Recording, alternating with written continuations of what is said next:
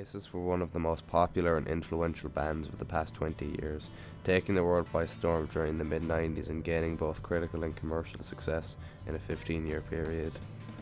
Massive tours, albums and singles saw them cement themselves in the Rock and Roll Hall of Fame. Hailing from the dangerous streets of Manchester with an abusive family, Liam and Noel Gallagher didn't seem to be set out for success.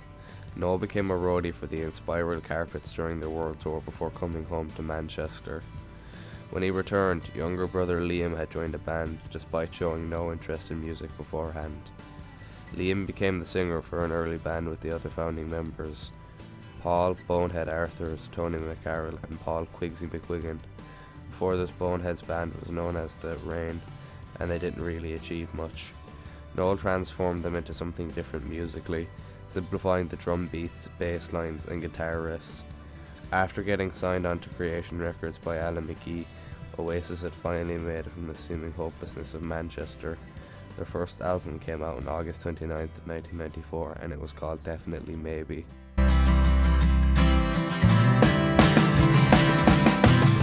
If there was a song to understand Oasis and kick in the door for people who haven't listened to them, it would be Rock and Roll Star. It features Liam's signature high, nasally voice, singing in an angry manner. Noel and Bonehead play incredibly loud, thrashing and simplistic guitars, which hit very hard and are very memorable. The guitars are so loud you can't even hear the bass. The drumming is quite loud, punky and unrefined, which fits perfectly from Tony McCarroll. The lyrics are a rant about the life the Gallaghers probably dreamed of, being big stars for their music and not being able to handle the new lifestyle, all in a short verse which features the iconic. Overall, it's a definitive Oasis song and just really good, well, rock and roll. My only issue with the song is that I think it could use with being cut down by a few minutes. The last few minutes of Liam shouting are quite annoying and I don't think it needed to be there. Shaker Maker feels like a spiritual sequel to Rock and Roll Star. It features Liam singing an incredibly high tone of voice, loud distorted guitars that cover the bass, and more lyrics of the same vein. But instead of being a rant about the life of a rock star, Shaker Maker is more nonsensical and dreamy. The song is sung with a lot of melody. If you've heard the song before, you might notice something strange about it. It kind of sounds similar.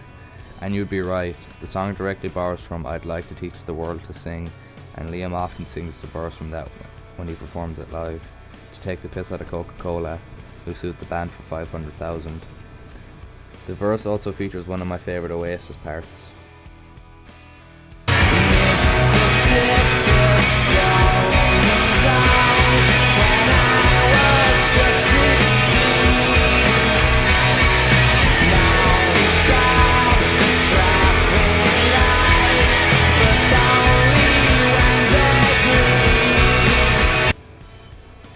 I know it doesn't sound like much, but something about it is so catchy and strikes a chord with me. A similar complaint I have with Rock and Roll Star, I feel like it could have ended sooner than later, and sometimes the verse seemed to be spaced out just incorrectly. Although it doesn't have an overly long outro unlike Rock and Roll Star. So overall it's a good song, one of my favourites off the album and from Oasis. Live Forever is one of the most iconic songs of the Britpop movement and one of the band's most memorable to date. I have never heard anyone who dislikes this song. Liam has said it's his favourite Oasis song and Noel has taken pride in it. The song shows an incredibly bright and optimistic view of the world, and particularly the surroundings the Gallaghers were born into. Although it comes off as happy with its melody and instrumental, the lyrics more or less seem to find happiness in the backdrop of hopelessness and depression. It's a song for when you need to stand up. This clashed with the popular grunge music of the time. Noel wrote the song as a response to hearing that Nirvana had a song called I Hate Myself and Want to Die, so he wrote the exact opposite. Musically, it's a standard Oasis song with simple, effective chords. However, the bass does shine through at moments, although the solo can be tricky. However, the drums here stand out. They kick off the track, are incredibly memorable and elevate the song. It's a great song, one of the best in the album, and one of the best Oasis ever made. I once read a review claiming Definitely Maybe had two songs that everyone skips, Up in the Sky being one of them. And if there was a weakest track on this record, it is Up in the Sky. It's still a good song though, and that stands to the quality of this album. Up in the Sky is a very upbeat, jingly song. The guitars here kind of sound like tape being peeled, so the song has an out there aesthetic. The lyrics paint a rather optimistic picture of people learning to fly, and Liam sings it in an incredibly high manner, like higher than usual. So while I don't have a lot to say about this track, it's still a solid song. One word that summarizes the song is confusion. It features in the verse, aesthetic, and almost every aspect of the song. It paints that feeling inside your head. The distorted guitars create this kind of fog, with Liam's layered vocals creating the same effect. This is the furthest Oasis ever experimented musically, more or less having a shoegaze influence on the song. The verse mostly repeats.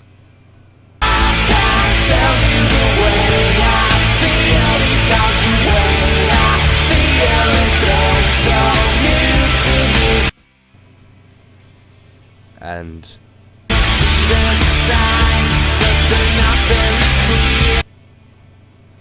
but the rest of the song also shine through with them solid rhythmic lyrics.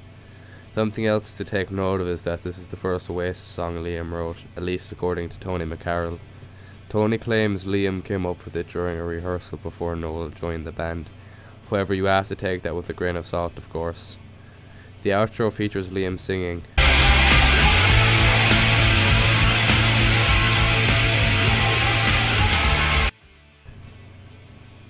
which for such a basic thing works very well. A very good song overall.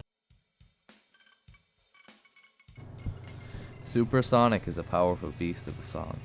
The hardest I think Liam and Noel rocked on a song ever. All of the band clicked really well to create the sound. It starts with Tony McCarroll's signature punky drumming before Noel uses the guitar technique known as the pick scratch.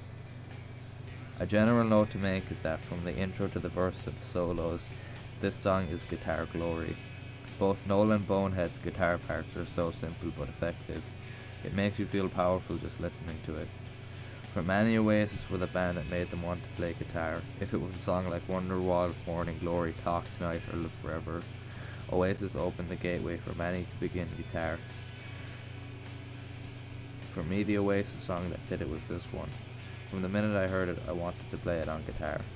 The lyrics venture into some of Noel's best songwriting, with iconic, memorable lyrics like I'm feeling supersonic, give me gin and tonic.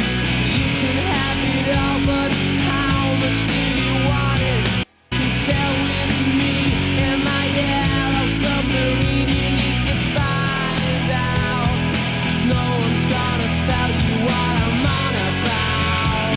I know a girl called Elsa, she's into Alka-Seltzer. She sniffs it through a cane on a supersonic train.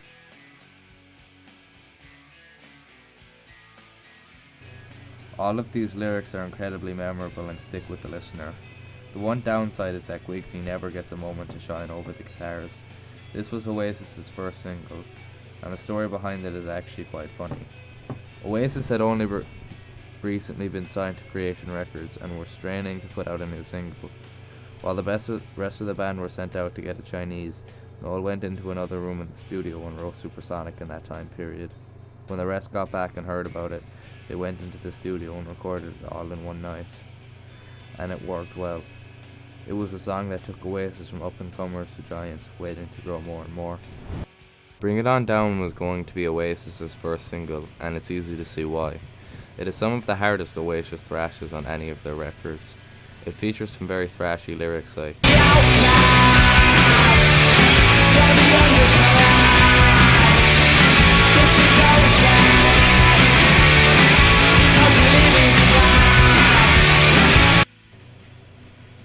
the guitar matches the tone Liam sets with heavy distortion and an incredible amount of power behind each and every strum. Overall, a pretty underrated song. This is probably the most rebellious Oasis get on this album. The song is about the feeling I would assume Liam and Noel got growing up in a place like Manchester. The feeling of having nothing in life, being poor and on welfare, but your one escape is drinking and smoking. Both of them just help you forget what's going on around you.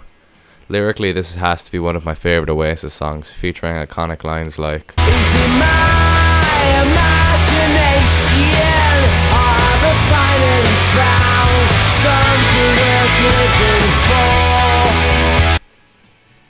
and To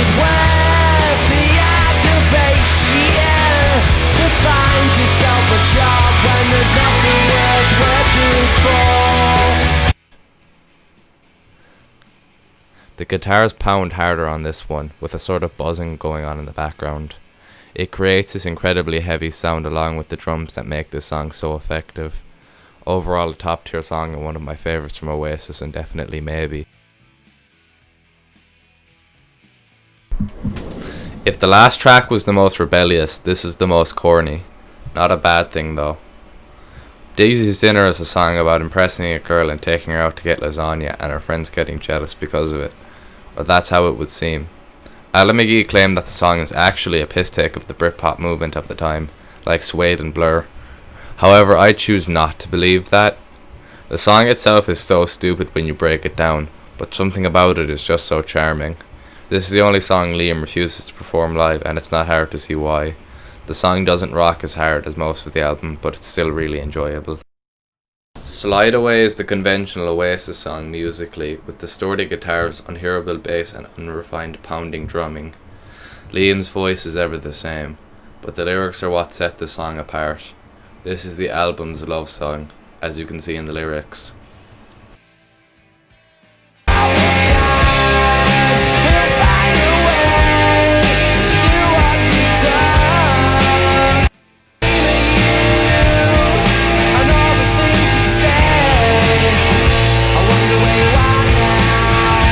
Overall, it's a good song that stands out. It's a lot more coherent than most Oasis songs lyrically. The outro features Liam singing,